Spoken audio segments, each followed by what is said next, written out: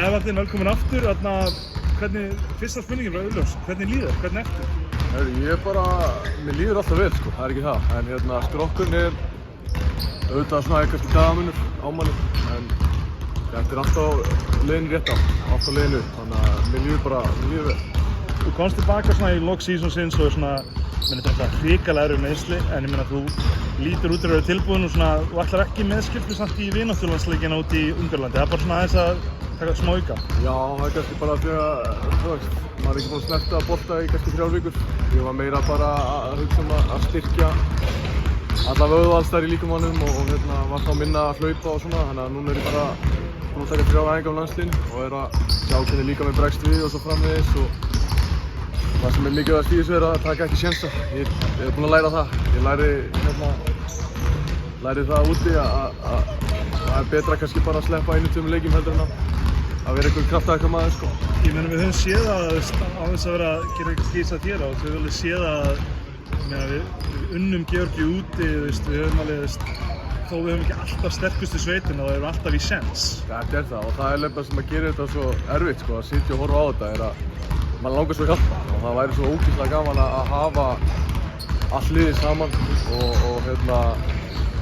þú veist, fyrir mig persónulega búinn að vera svona ekki mikið með liðinu síðustu 5 ár en þá leikið sem ég spila, ég held að við munni allar sko, þannig að það er svona, mann er langar að taka þátt í þessu og þetta er að skemmtilega sem maður gerir og þetta er bara, já, bjartur tíma framöndan og þetta er ekki endalaust, þannig að maður vill maður verður bara að nýta einmitt alla leikina sem maður getur, alla tíma sem maður getur. Maður verður að gera það, já.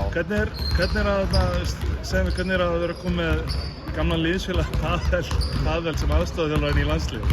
Spila með honum og nú er hann að segja það fyrir. Hann hefur náttúrulega alltaf verið svona spilandi þjálfari nokkuð veginn sko, þannig að þetta er gaman að fá hann inn, þú veist, hann er náttúrulega bara þvílíka þekkingu á leiknum og það við verðum sem lítil þjóð þegar við eigum leikmenn eins og hann eða svona karakter eins og hann, þú veist, þá verðum við að verða þessir einstaklingar að miðla reynslu og hjálpa til og þetta er náttúrulega bara gullsíkildi að fá Pavel inn og líka bara, þú veist, hann er miklu meiri djóker sem þjálfari heldur sem leikmaður, þannig að hann er svona 100% skemmtilegri heldur Ég trúi því að það var mjög gaman að fylgjast með, þú hefur væntanlega verið að fylgjast með hann að fara með bindastöð í lok seasonsins.